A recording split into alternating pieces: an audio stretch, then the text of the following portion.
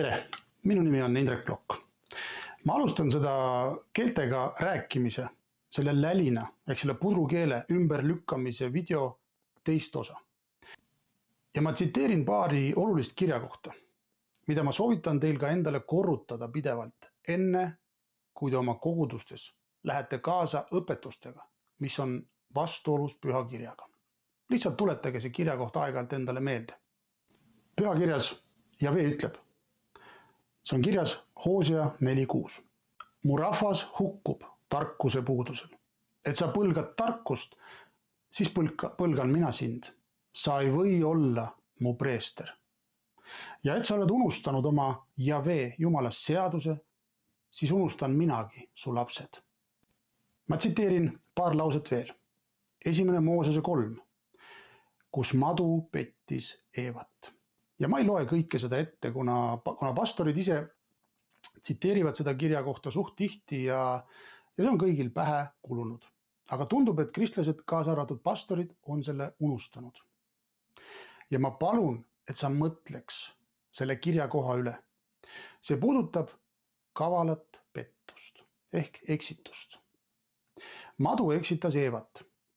Madu väänab ja tõlgitseb Jumala sõna. Selliselt nagu maole on kasulik. Ma näitan teile nende videodega, kuidas pastorid väänavad Jumala sõna.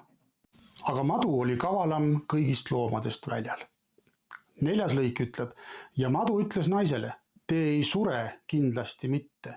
Aga Jumal teab, et päeval, mil te sellest sööte, lähevad teie silmad lahti ja te saate Jumala sarnaseks, tundes head ja kurja. Pange nüüd tähele, teil lähevad silmad lahti ja inimene saab Jumala sarnaseks. See kõlab ju väga ahvatlevalt ja iseenesest isuäratavalt. Sa saad midagi võimsat, mida sa tahaks kohe omada. Esimesed inimesed läksid selle kavala mao õnge ja Jumal teadis seda, aga ta lasi sellel kõigel sündida. Seesama madu on rääkinud ka kristlastele aastasadu valet ja eksitavat õpetust. Sama toimub praegu ka kristlikus koguduses täna, kus madu läbi pastorite ja erinevate evangelistide väänab Jahve sõna keelte anni osas ja keeltega rääkimise osas. Ja see on ainult üks osa sellest väänatud õpetusest. Ja ta väänab seda selliselt, nagu maole on kasulik. Selle kavala eksituse on alla neelanud suurem osa kristlaskonnast, suurem osa, kes lälisevad neid niinimetatud võõraid keeli, mida nimetavad palvekeelteks ja taevasteks keelteks ja salajased keeled, millega siis saab suhelda salajasi asju Jumalale. Teate, miks me oleme selle pettuse alla neelanud? Ma räägin siin videos ka iseendale, kuna ka mina olin selle pettuse ohver aastaid ja ma ei häbene seda tunnistada avalikult.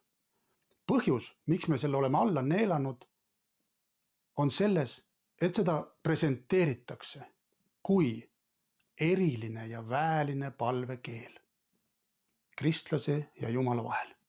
Taevane salajane keel, kus sa räägid Jumalale saladusi.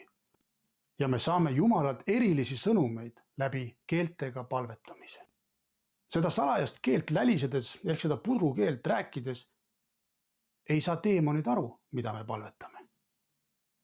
Sest see on täiega krüpteeritud tekst ja seda mõistab ainult Jumal. Kas pole mitte ahvatlev pakkumine nendele lammastele kogudustes? Sul on eriline ja väeline ja veel salajane keel, mida Jumalaga rääkida. Ma hakkan nüüd vaikselt seda sibulat, mis toob pisarad silma, koorima. Ja seda lälinat ehk seda pudrukeelt ümber lükkama. See sibula koorimine võib nii mõnegi nutma ajada. Aga kunagi ei ole hilja parandada meelt. Ja kui sa saad aru, et sind on korralikult tillist tõmmatud. Nii et olge väga tähelepanelikud ja olge mõttega selle video juures. Kõikidele see video korda ei lähe. Nii nagu ei lähe korda kõikidele ka minu eelnevad videod.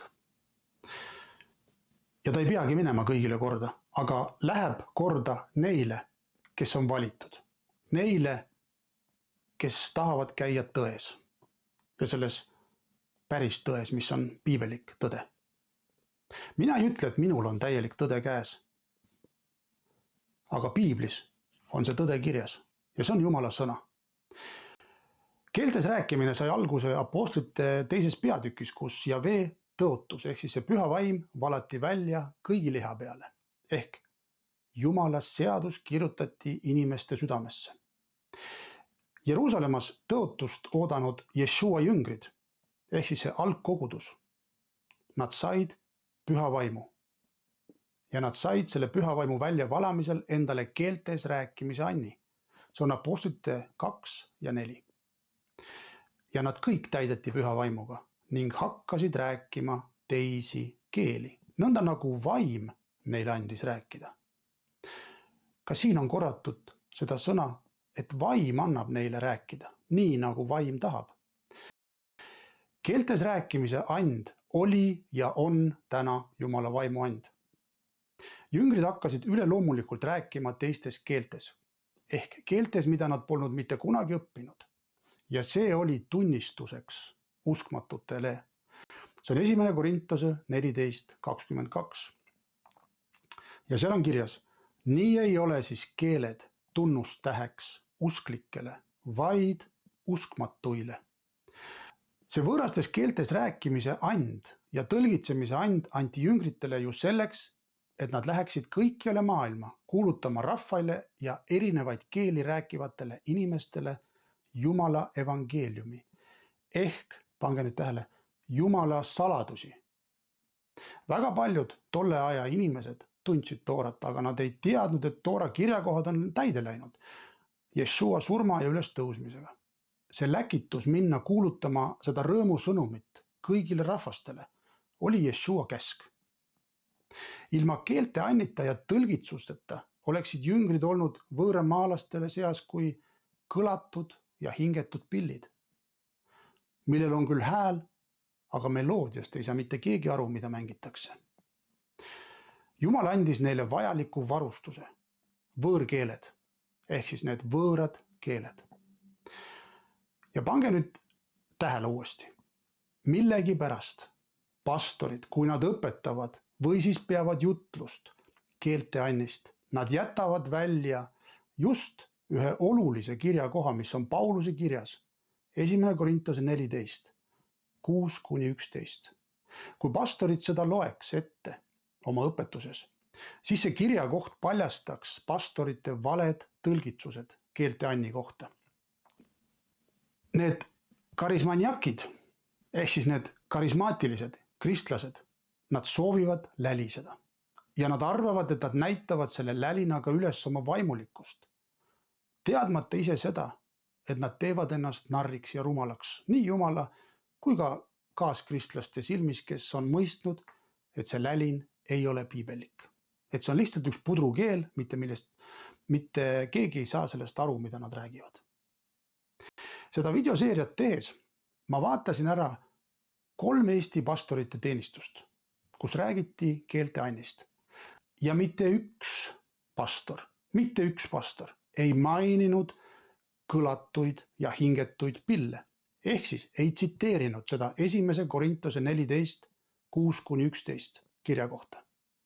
Lugege ise pühakirja ja te saate aru, et teid petetakse koguduses. Tõlgitsetakse kirjakohti selliselt, mis ei ole kooskõlas Jahve Jumala tahtega. 1. Korintuse 14, 7-11 ma loen ette. Nõnda on ka hingetute pillidega, olgu vile või keelpill. Kui nende helid ei erineks, kuidas siis saadaks aru, mis on puhutud vilel või mängitud keelpillil? Sest kui pasun teeks ebaselget häält, kes siis hakkaks valmistuma sõjaks? Vanasti olid pasunad need, mis andsid alarmi, olid teatud signaalid, mida puhuti, kui vaenlane tuleb ja kõik said sellest aru. See oli konkreetselt paika pandud selline hääl. ja heli. Aga kui nad oleks lihtsalt tuutuluututanud, siis mitte keegi ei oleks saanud aru ega valmistunud sõjaks või siis ohuks. Ja nüüd tuleb minu arust üks väga selge kirjakoht keelteanni osas üldse. Kui sina usklikuna loeksid 1. Korintuse 14 avatud südamega ja avatud meelega, jättes kõrvale pastoritelt kuuldud valed õpetused selle keelte rääkimise kohta, siis sa saaksid aru, et Paulus räägib kogu aeg rahvusvahelistest keeltest, mitte lälinast, mitte sellest pudrukeelest, mis on kõlatu ja mida keegi ei mõista. Ja nüüd 9. lõik. Nõnda ka teie, kui te keelt kasutades ei anna selge tähendusega sõnu, kuidas siis võib mõista, mida räägitakse? Te räägite siis ju tuulde. Nii palju, kui maailmas ongi keeli, ükski neist ei ole kõlatu. Mitte üks keel ei ole kõlatu, kõigil on kõla, kõigil on tõlge ja tõlgitsus. Kui ma nüüd ei tea kõne tähendust, siis olen ma rääkijale umbkeelne ja rääkija on minule umbkeelne. Selle umbkeelsuse likvideerimiseks on Jahve andnud keelte tõlgitsuse. Väga lihtne. Jeruusalemmas oli püha vaimu väljavalamisel nädalate püha. Siis oli seal koos väga palju eri rahvusest inimesi, kes tulid sinna kokku Jumalat austama ja kummardama. Nii nagu Jumala seatud pühadel kombeks. Ja seal hakkas evangeeliumi sõnum kõlama erinevates keeltes läbi jüngrite suu. Väga erinevast rahvusest inimesed kuulsid jüngrite suust nende oma keele murret. Apostlite 2:6. Paljud arvasid, et nad on täis magusat veini. Apostlite 2:13. Kristlik lälisev kogudus on tõesti täis metsalise poolt pakutud veini ja hooratakse metsalise poolt antud õpetustes. Ilmutuse 17, 1-2. Tule ma näitan sulle selle suure hoora karistamist, kes istub suurte vette ääres, kellega on hooranud ilmamaa kuningad ning selle hooruse viinast on joobunud need, kes elavad ilmamaal.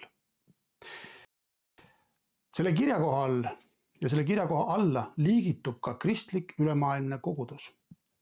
Enamus Eesti kogudusi ja loomulikult käivad sinna alla ka koguduste juhid, erinevad sellised direktorid, kes peavad ennast direktoriteks või presidentideks või igasugused piiskopid. Ühesõnaga kõik, kes on vastuolus Jahve seatud õpetustega.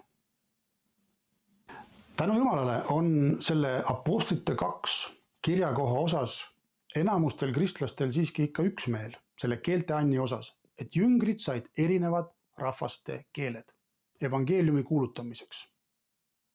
Mis puutub aga 1. Korintuse 14 peatükis olevat Pauluse juttu keeltes rääkimisest, seda õpetavad kristlikud, karismaatilised kogudused ja karismaatikud kui salajased palvekeeled, millega saab rääkida salajasi asju Jumalale. Olgu meenutuseks veel öeldud, et Jahve segas inimeste keeled ära, kui inimesed ehitasid Paabeli torni. Nad ei saanud enam teineteisest aru, kuna nad hakkasid võõrastes keeltes ehk siis võõrkeeles rääkima. Võõrad keeled. Ja tekkis segadus.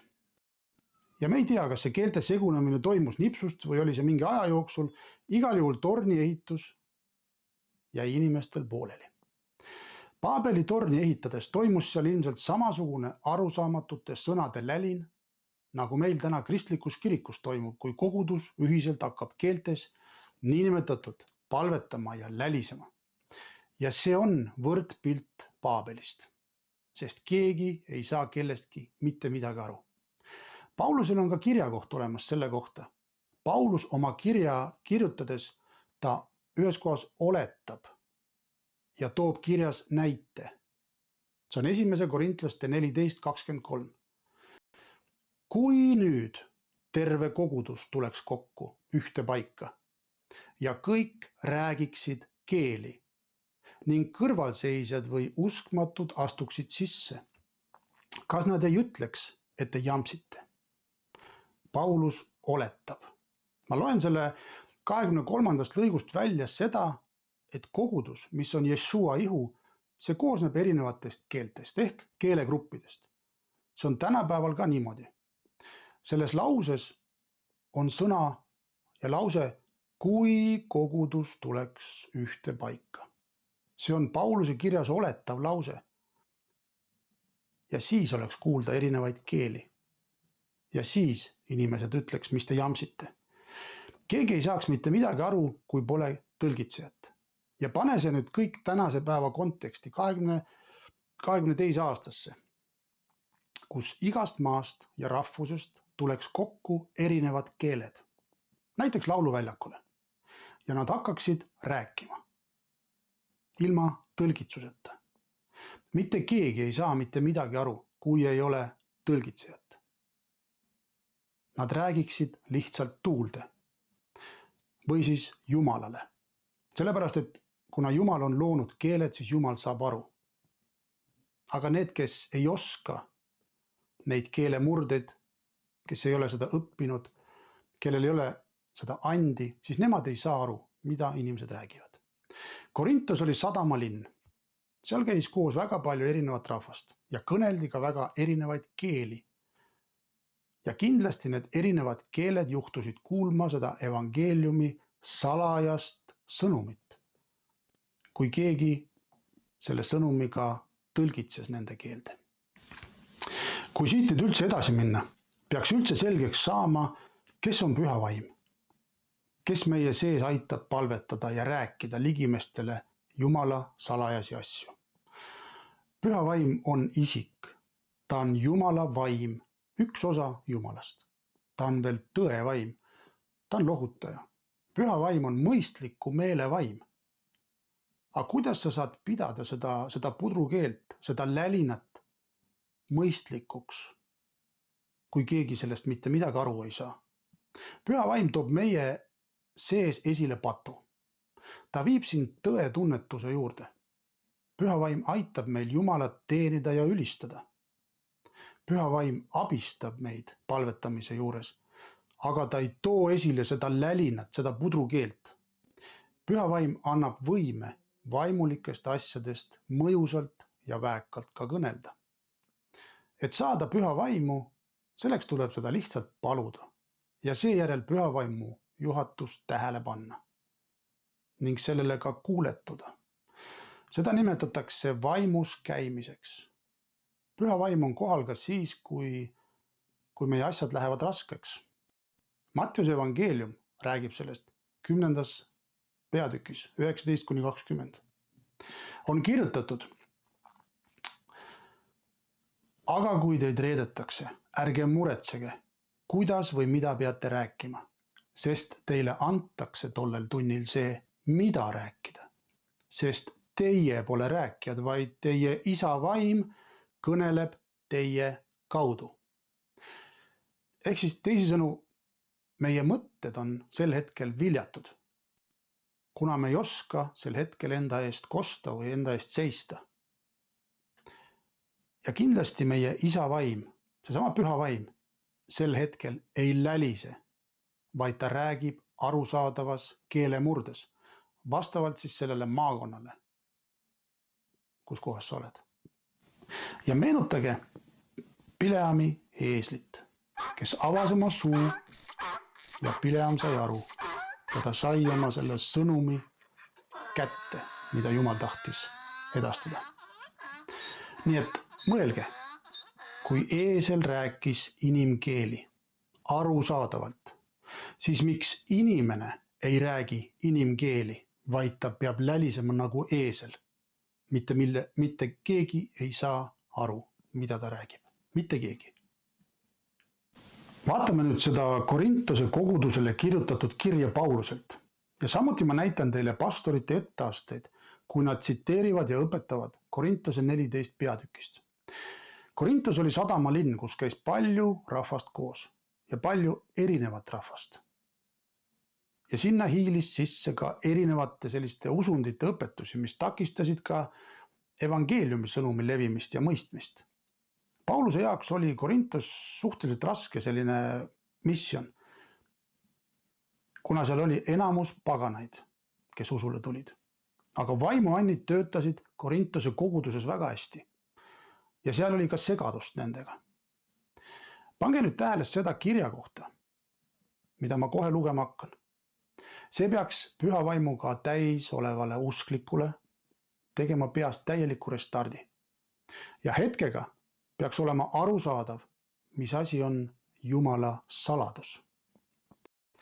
Esimene Korintose 2.1 ütleb: kui ma teie juurde tulin, vennad, ei tulnud ma eriti üleva kõne või tarkusega kuulutama teile Jumala saladust ehk Jumala sõna ehk Jumala suuri asju. Jumala sõna ja sellest arusaamine on saladus. See on kodeeritud kiri, kodeeritud tekst. Selle sõna teeb meile elavaks Jumala vaim, kes peaks meie sees elama. Olgu veel öeldud, et Jumala vaenlane saatan tunneb pühakirja väga hästi. Seepärast on ka paljud eksitajad kristlaste ja pastorite seas, keda saatan eksitab. Panen vaatamiseks nüüd ühe pastorite õpetuse, kus nemad räägivad sellest niinimetatud Jumala saladusest.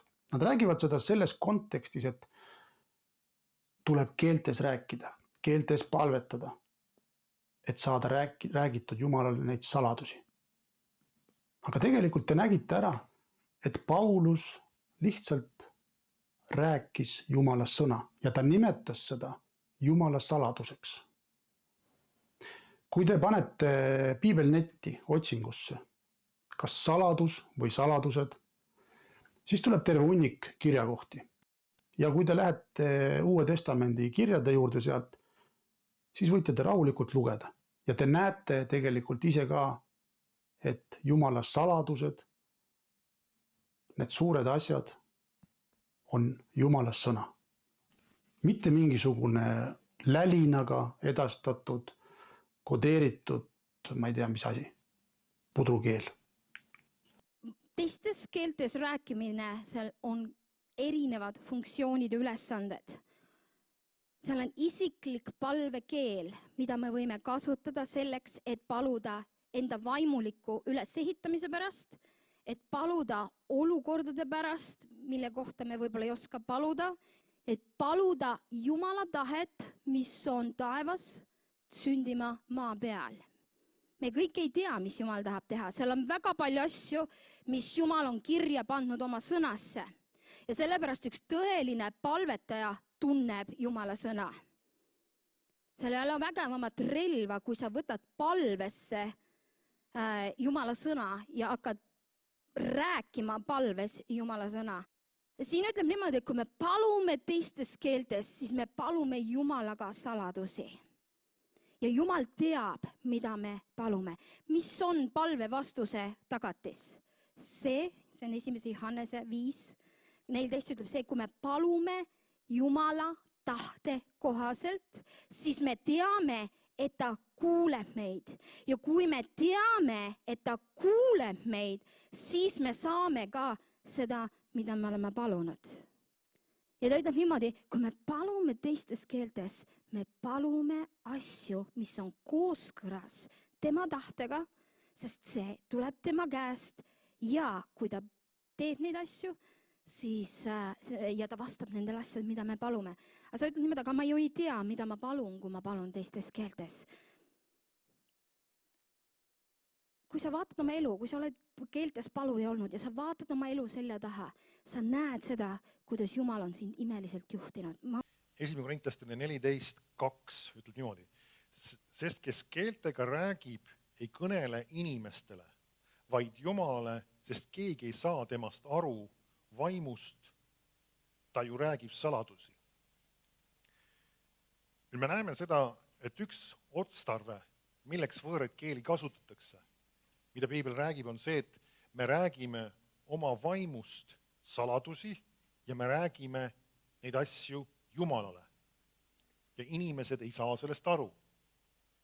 Kas pole nii? Kui ma ütlesin seda, et meil on tegemist võõraste keeltega mitmuses, siis see on ainult üks osa või üks asi, mille jaoks võõraid keeli kasutatakse. Sest siin ennem, kui ma vaatasin Apostlitegude teises peatükis, siis on öeldud siin just huvitaval kombel, et nad hakkasid rääkima teisi keeli ja siis nad, kes seda ümberringi hindasid, ütlesid, et nad räägivad Jumala suuri asju. Kas pole nii Apostlitegudes? Et meie omist keeltes Jumala suuri asju, nad räägivad meie omist keeltes Jumala suuri asju. Siis järelikult nüüd selles situatsioonis nad küll rääkisid arusaadavas keeles, aga nii et teatud situatsioonis ka inimesed võivad rääkida Jumala suuri asju. Siin see kirjakoht, millele ma viitasin praegu Korintlastele kirjas, räägib sellest, et sa räägid Jumalaga. Aga teine asi on see, et sa võid rääkida ka Jumalast. Amen. Et me paneme või teeme nagu selle võõraste keelte ala enda jaoks väga kitsaks ja mõtleme, et see kõik võõrad keeled on palve. See, et me palume midagi Jumala käest võõrastes keeltes, neid salajasi asju, aga lisaks sellele siin on üks teine ala veel, see on see, et me vahest ka räägime lihtsalt Jumala suuri asju. Ehk siis samas Piibel räägib seda, et me võime ka võõrastes keeltes või siis nagu Piibel ütleb ka vaimus paluda, me võime vaimus ka laulda. Nüüd laul ei pruugi alati sisaldada mingisugust palvet või sooviavaldust. Vaata siin.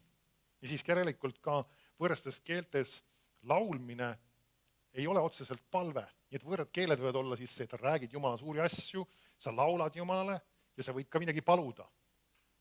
Kuna ta nimetab seda võõrastes keelte rääkimiseks, siis see on ilmselgelt väga sarnane meie tavalise keelega. Mida me võime oma tavalises kõnes teha, me võime midagi paluda, me võime midagi rääkida, me võime midagi laulda. Kas pole nii? Samamoodi on ka võõraste keeltega, et sa võid seda kasutada ka mitmetel eesmärkidel. Nüüd lisaks sellele, et siin on, nagu öeldakse, ta räägib, see on, et keegi ei saa temast aru, vaimustaja räägib saladusi. On võõrastel keeltel üks teine külg veel. On võõrad keeled, mis on sinu isiklikuks, kas palveks, Jumala ülistamiseks või lihtsalt Jumala suurte asjade rääkimiseks. Aga teine külg on see, kus võõrad keeled on mõeldud selleks, et tuua esile üks sõnum, mis oleks kogudusele ehitamiseks. Nagu Piibel räägib ka, et prohvetlik sõnum on see, mis võib kogudust ehitada, samamoodi ka üks võõrastes keeltes sõnum, millega kaasneb tõlgitsus, võib ka kogudust ehitada. Nüüd see on veel omakorda üks erinev nii-öelda võõraste keelte ala. Ja inimesed, kes ei suuda neid asju eristada, vahest tekitavad endale segadust sellega seoses. Sest nad ei märka seda, et tegemist on võõraste keeltega, ehk siis räägitakse asjast mitmuses. Amen. Selleks, et keeltes rääkimise teema minule lahti rulluks, selleks mina ei alustanud mitte 1. Korintuse 14, vaid 1. Korintuse 12 peatükist, kus räägitakse vaimuandidest. Ja ma soovitan teilgi lugeda see mõttega läbi. Sealt ma sain juba selge ülevaate, millised on need vaimuannid, mida Jumala vaim tahab anda usklikele. Ja kirjutatud on, püha vaim jagab neid ande, nii kuidas tema tahab. Kui uskuda Jumala sõna, siis neid ande ei ole meil igapäevaselt olemas. Kaasa arvatud keeltega rääkimist. Ehk siis seda ei tohiks olla seda lälinat, vaid need antakse õigel ajahetkel. Kui me käiksime päriselt ka vaimus, siis püha vaim toob need annid esile. Siis kui me astume välja ja hakkame käima usus ja tegudes. Kui sa aga täna lälised selles pudrukeeles, siis sa jätad endale ja teistele väga petliku mulje, et sa käid vaimus ja sa oled ülivaimulik usklik, sellepärast et sa lälised. Ja kuna see õpetus on juba kristlikus kirikus selline, siis kõik mõtlevadki, et sinul on püha vaim, sest sa lälised neid keeli. Sellepärast, et püha vaim ju räägib salajasi asju läbi sinu. Eriti vaimulikud on muidugi pastorid, kellel on väidetavalt kogu tõde. Aga tegelikkuses käivad nad aga suures pettuses ja eksitavad ka teisi. Vaimumaailmas on kindlasti olemas oma keel ja pühakiri räägib ka inglite keeltest, aga pudrukeel või see lälin ei ole inglite keel. Ei ole kahte erinevat keeltega rääkimise andi. Nii nagu nelipühi pastor Janno Peensalu õpetab kohe nähtavas videos. Enamus pastorid õpetavad samamoodi, kuna nad on täis seda sama metsalise pakutud õpetust, ehk seda hooruse viina. Nüüd Paulus räägib kahest erinevast keelteannist. Üks, mis on koguduse ehitamiseks ja teine, mis on sinu isiklikuks vaiminimese ehitamiseks ja sinu palvekeel, millest vaenlane aru ei saa ja kus Jumal sind inspireerib asjades palvetama. Teine keelteand on kirjutatud 1. Korintuse 12, kus ta räägib sellest, et Jumal annab mõnedele inimestele või mõnede keelte rääkimist ja tõlgitsemist, aga see on koguduse ehitamiseks. Ja täna me seda teemat hetkel ei puuduta. On üks keeltega rääkimise and ja need on võõrad keeled ehk rahvusvahelised keeled.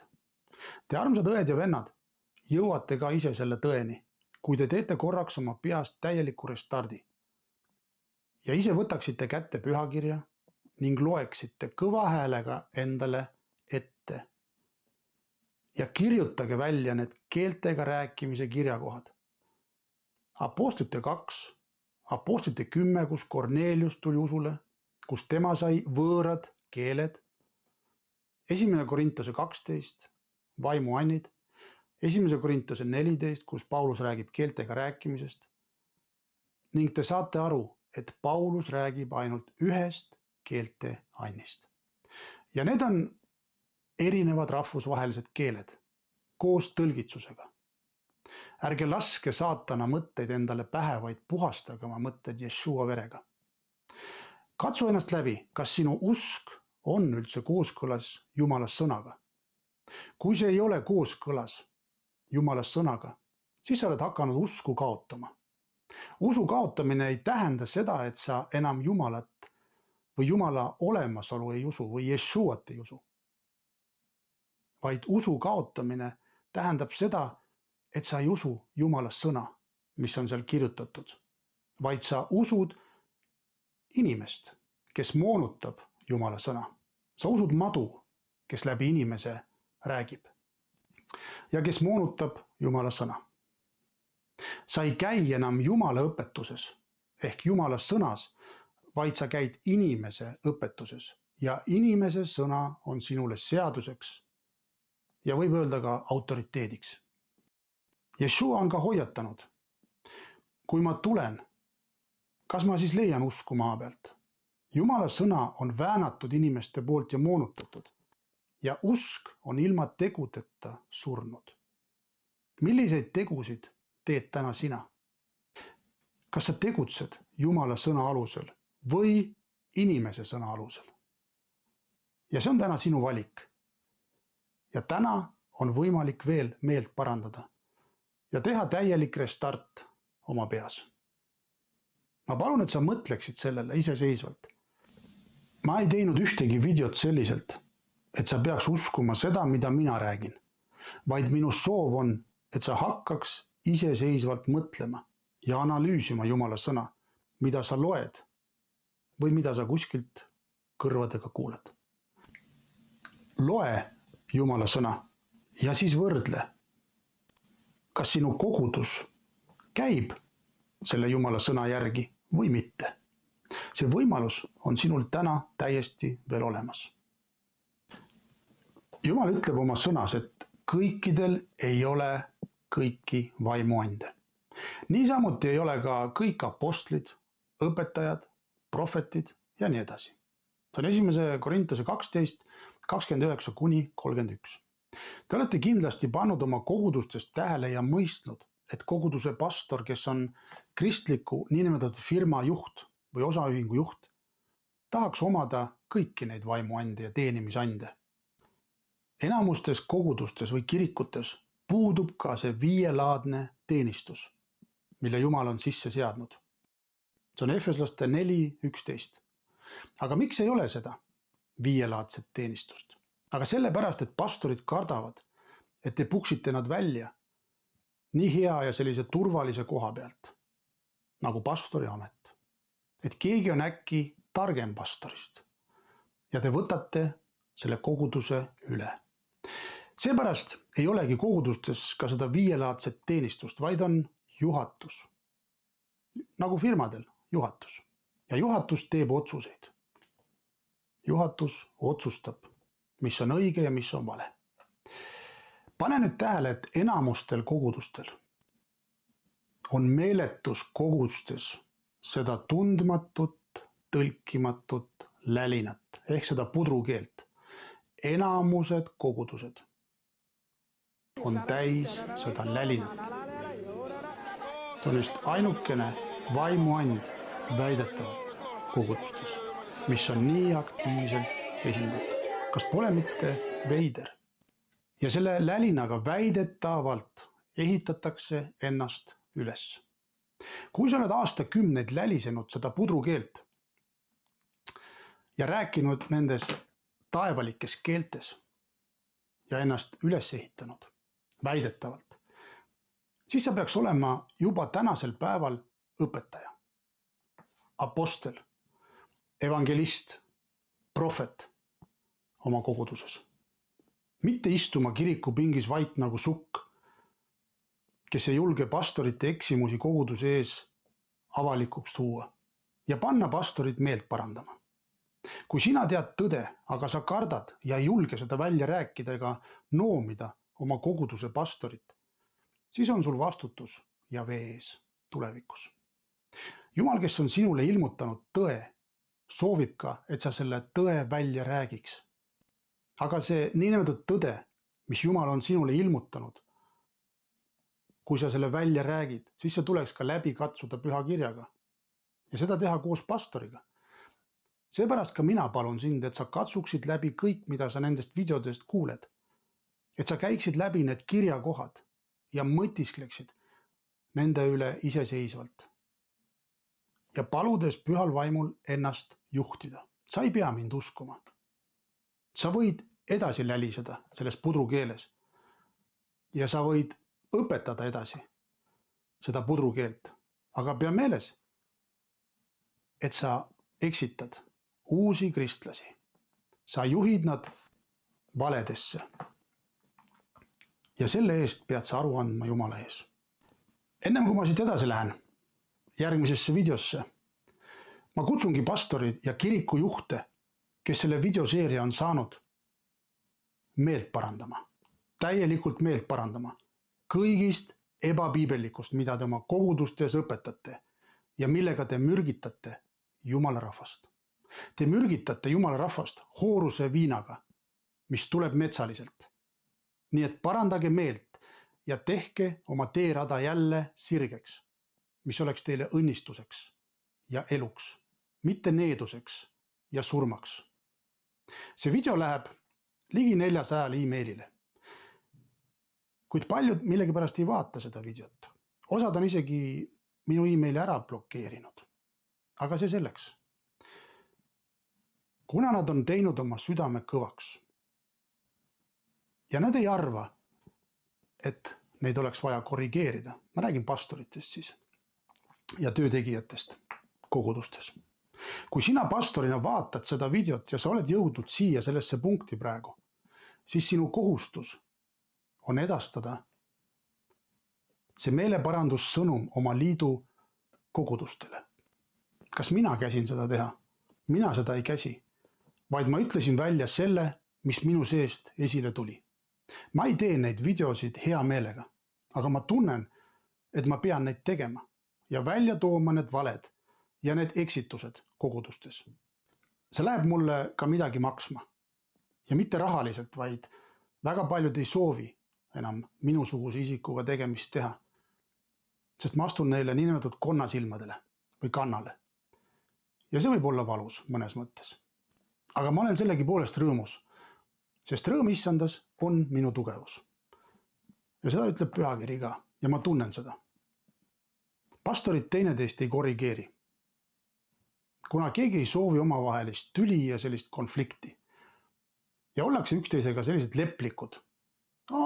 Kui sa siis, vaata siis, kuidas Jumal juhib. Te esindate Jumala kuningriiki, armsad pastorid. Teid kõik on pandud juhtideks, väidetavalt, kui te ise ei ole ennast muidugi ülendanud selleks. aga kuningas, kes on universumi kuningas, ta soovib, et te kõrvaldaks tema kuningriigist valed ja eksitused. Et te tooksite need avalikuks ka koguduse ees. Mina olen isiklikult iseendale surnud ja ma ei karda seda konflikti pastoritega või mingite juhtidega. Sest ma tean seda, et Yeshua ka, ta ei tulnud rahu tooma siia maa peale, vaid ta tuli tooma mõõka. Ja see mõõk teinekord akseldab ja lõikab väga valusalt. Ja ta tõi ka mõõga koguduste keskele, et eraldada lambad sikkudest ja see sõelumine ja see eraldamine on täna juba alanud. Nii et mõelge, millisel pool tahate teie täna olla? Kas sikkude või lammaste pool? Mina isiklikult kardan Jumalat ja ma tundsin, et ma pean selle meeleparanduskohaga siin välja ütlema selles videos. See on nüüd edasi pastorite ja Jumala vaheline asi. Kas nad kuuletuvad sellele meeleparandusüleskutsele või mitte? Kas nad muudavad midagi oma keelteanni õpetuses või mitte? Või õpetavad nad seda lälinat, seda pudrukeelt edasi? Ja nagu te nägite, ma ei lälisenud ennem pool tundi või 15 minutit enne, kui ma seda sõnumit pidin ütlema. Ma selle video, nüüd selle osa ma lõpetan, sest muidu läheb liiga pikale ja te tüdinete ära. Järgmises videos ma näitan kirjakohtadega, mida pastorid tsiteerivad selliselt, nagu on neile kasulik. Või kuidas neid on õpetatud teoloogilises koolis. Ma näitan ka teile järgnevas videos ühte pastorit, kes teab, et ta läheb Jumala sõnaga vastuollu, aga ta ikka teeb seda, mida Paulus keelab teha. Kui need pastorid oleks püha vaimuga täidetud, siis nad ei ajaks meile sellist sogast õpetust. Nii et püsige sellel kanalil ja vaadake ka järgmist videot. Ülejärgmises videos ma räägin teile oma loo, kuidas mina tulin ja kuidas mina sain selle keele, selle pudrukeele või lälina omale. Olge väga õnnistatud. Ma panen iga video lõppu ka ühe kirjakoha, 2. Thessalonika 2, et see oleks kui meeldetuletus. See räägib muide lõpuaja märkidest. Igaüks võib seda ise lugeda, aga ma panen selle videosse sisse. Ja ma loen 9. lõigust. Seaduse vastase tulemine sünnib saatana mõjul igasuguste vägevate tegude ja tunnustähtedega ja valeimedega ja igasuguse ülekohtu pettusega neile, kes hukkuvad. Sellepärast, et nad ei võtnud vastu tõe armastust, et nad oleksid pääsenud. Ja seepärast saadabki Jumal neile eksitava jõu, et nad hakkasid uskuma valet. Ja nii saavad kohtualuseks kõik, kes ei ole uskunud tõde, vaid kellele on meeldinud ülekohus. Minu see kirjakoht peaks päris mõtlema panema. Ja ükskõik, millist välismaa evangelisti sa kuuled, on see Derek Prince või Kenneth Hagin või Kenneth Copeland või Benny Hinn või mida iganes. Ta on inimene. Sinul on otsene side Jumalaga. Sinul on pühakiri käes täna. Ja kui sul on püha vaim, siis see püha vaim juhatab sind tõeni. Nendel meestel ei pruugi olla ka seda tõde, sest nemad on inimesed ja nad on ekslikud. Usalda Jumalat, loe piiblit, palveta ja et püha vaim ilmutaks sulle tõe.